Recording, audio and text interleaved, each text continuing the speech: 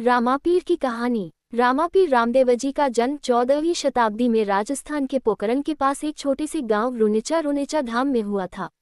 उनके पिता का नाम अजमलजी और माता का नाम मैनादे था।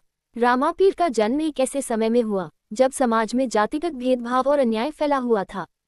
रामदेवजी का जीवन समाज में समता, समानता और न्याय की स्थापना के लिए समर्पित था।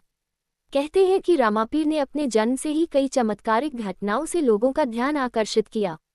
बचपन से ही वे साधारण बालक नहीं थे। उनकी आध्यात्मिक शक्ति और लोगों के प्रति दया का भाव जल्द ही स्पष्ट हो गया। उनके चमत्कार और समाज सेवा के कारण लोग उन्हें भगवान का अवतार मानने लगे। चमत्कारिक घटनाएं। शंख चमत्कार। रामदेवजी के जन्म के कुछ ही समय बाद उन्होंने खेल खेल में एक शंख के माध्यम से समुद्र से पानी निकाल दिया था। ये देखकर गांव के लोग चकित रह गए और उन्हें भगवान विष्णु का अवतार मानने लगे। समाज सुधारक रामदेवजी ने समाज में फैली जातिवाद और ऊंच नीच की भावना को मिटाने का कार्य किया।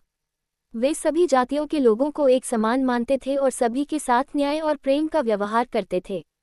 उनके समय में समाज में हरिजनों दलित के साथ भेदभाव किया जाता था, लेकिन रामदेवजी ने उनके साथ भी समान व्यवहार किया। समाज सेवा और भक्ति मार्ग। रामापीर ने सदैव अपने अनुयायियों को सेवा और भक्ति का मार्ग दिखाया। उनका मानना था कि भगवान की सच्ची सेवा दूसरों की मदद करने में है। उनके द्वारा किए गए चमत्कार और समाज के प्रति उनका सेवाभाव आज भी लोगों को प्रेरित करता है। रामदेवजी की समाधि। रामापीर ने 33 वर्ष की आयु में जीवित समाधि ली। माना जाता है कि उन्होंने अपनी इच्छानुसार समाधि ली और अपने भक्तों को सदैव मदद का वचन दिया। उनकी समाधि स्थल रुनिचा धाम आज भी एक प्रमुख तीर्थ स्थल है, जहां दूर दूर से लोग दर्शन करने आते हैं। रामदेवजी को पीर भी कहा जाता है क्योंकि वे हिंदू और मुस्लिम दोनों समुदायों में समान रूप से पूजे जाते हैं। उन्हें सच्चे संत और समाज सुधारक के रूप में आज भी श्रद्धा के साथ याद किया जाता है।